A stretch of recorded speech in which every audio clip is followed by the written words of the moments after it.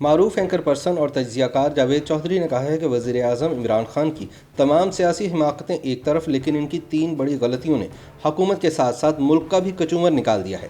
پہلی غلطی یہ کہ انہوں نے عالمی برادری کو اپنا دشمن بنا لیا ہے۔ آج امریکہ بھی ہم سے ناراض ہے اور چین بھی، اور یہ دونوں عمران خان کے ساتھ چلنے کو تیار نہیں ہیں۔ پھر کپتان کی حکومت نے ملکی معیشت کا جنازہ بھی نکال دیا۔ آج حالت یہ ہے کہ آپ نے تعمیرات کی صنعت کو خربوں روپے کی ایمنسٹی دی، لیکن اب یہ انڈسٹری بھی اخبارات میں حکومت کے خلاف اشتہار شائع کروا رہی ہے، کیونکہ اس کی معاشی حماقتوں کی وجہ سے کنسٹرکشن انڈسٹری بھی مکمل طور پر بیٹھ گئی ہے۔ یہ اب صرف کاغذوں میں دکھائی دیتی ہے۔ حکومت کی تیسری حماقت مہنگائی ہے۔ حکومت سرپلس چینی کے باوجود اس کے ریٹس تک کنٹرول نہیں کر پا رہی۔ ڈالر منٹوں کے حساب سے اوپر نیچے آ جا رہا ہے، لیکن جب حکومت سے اس کے بارے میں پوچھا جاتا ہے تو اسے عالمی مسئلہ قرار دے دیا جاتا ہے، یا پھر اس کا مدعا پچھلی حکومتوں پر ڈال دیا جاتا ہے۔ چنانچہ اگر آج حکومت بچ بھی گئی تو بھی جلد اپنے ہی ہاتھوں سے کھودے گئے انہی گڑھوں میں سے کسی ایک میں جا گرے گی۔ اپنے تازہ سیاسی تجزیے میں جاوید چودھری کہتے ہیں کہ ہر گزرنے والا دن حکومتی اقتدار کار کے خاتمے کی طرف گامزن ہے۔ جاوید چودھری نے اپنی تحریر میں ایک اہم حکومتی شخصیت کے ساتھ تازہ گفتگو کا احوال بیان کیا ہے، لیکن اس کا نام خفیہ رکھا ہے۔ حکومتی شخصیت کا کہنا ہے کہ ہم پہلے بھی بچتے رہے اور ہمیں آگے بھی کوئی خطرہ نہیں ہوگا۔ بقول جاوید چودھری ان کے لہجے میں یقین تھا، لہٰذا میں نے ہنس کر جواب دیا کہ اللہ کرے ایسا ہی ہو، لیکن میری معلومات کہتی ہیں کہ آپ اقتدار میں زیادہ دن نہیں نکال سکیں گے۔ آپ کا ہر آنے والا دن نئی مشکلات لے کر طلوع ہوگا۔ جاوید چودھری کا موقف تھا کہ حکومت کی سب سے بڑی سپورٹ پیپلز پارٹی تھی، جو کہ سندھ حکومت بچانے کے لیے کھل کر نہیں کھیل رہی تھی۔ پی ڈی ایم مارچ میں استعفے دے رہی تھی، لیکن آصف علی زرداری نے 10 منٹ تقریر کی اور پی ڈی ایم ٹوٹ گئی۔ یوں حکومت بچ گئی۔ اس کے بعد بھی جب حکومت پریشر میں آئی، پیپلز پارٹی کی مدد سے بچ گئی، لیکن اب حکومت اور پیپلز پارٹی دونوں کو باندھ کر رکھنے والا ربن تبدیل ہو چکا ہے۔ ہواؤں کے اس بدلتے رخ کو پیپلز پارٹی نے پہلے ہی بھانپ لیا تھا، لہٰذا بلاول بھٹو نے 1 ماہ قبل انس نورانی کے ذریعے مولانا فضل الرحمان سے رابطہ کیا اور ساتھ چلنے کا اشارہ دے دیا۔ یہ اشارہ بڑھتے بڑھتے 8 نومبر تک پہنچ گیا، جب پارلیمنٹ کی قومی سلامتی کمیٹی کا اجلاس تھا۔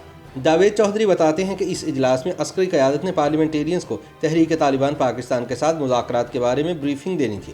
وزیر اعظم حسب معمول میٹنگ میں شامل نہ ہوئے۔ شہباز شریف سب سے پہلے بولے اور سب کو حیران کر دیا۔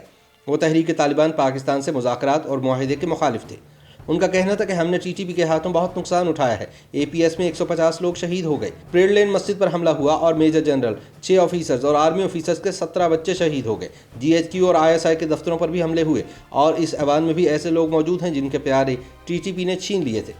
شہباز شریف نے اس کے بعد بلاول بھٹو کی طرف اشارہ کیا اور کہا کہ بلاول بھٹو نے اپنی والدہ کھو دی۔ انہوں نے امیر حیدر ہوتی کی طرف اشارہ کر کے کہا کہ اے این پی کے قائد اسفند یار ولی خان پر بھی حملہ ہوا اور بشیر بلور اور ہارون بلور بھی شہید ہوئے، لہٰذا میں کسی صورت طالبان کے ساتھ مذاکرات کے حق میں نہیں ہوں۔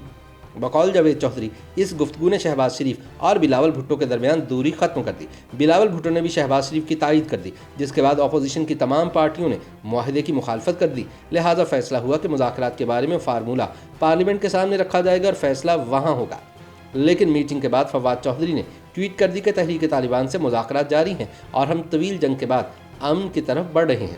اس دوران مغربی میڈیا نے بھی یہ خبر دے دی کہ پاکستان اور ٹی ٹی پی میں معاملات طے پا چکے ہیں، بس اعلان ہونا باقی ہے۔ جاوید چودھری بتاتے ہیں کہ یہ معلومات جب اپوزیشن کے نوٹس میں آئیں تو بلاول بھٹو نے شہباز شریف سے ملاقات کی اور دونوں نے مل کر چلنے کا فیصلہ کر لیا۔ یہ فیصلہ بھی ہوا کہ یوسف رضا گیلانی شہباز شریف کے چیمبر میں اپوزیشن سے میٹنگ کریں گے اور نون لیگ اور جے یو آئی کے سینئر لوگ اس میٹنگ میں شریک ہوں گے۔ یہ پیپلز پارٹی اور اے این پی کی پی ڈی ایم میں سافٹ واپسی سمجھی جائے گی، اور نون لیگ اور جے یو آئی فے یوسف رضا گیلانی کو سینٹ میں اپوزیشن لیڈر بھی تسلیم کر لیں گے۔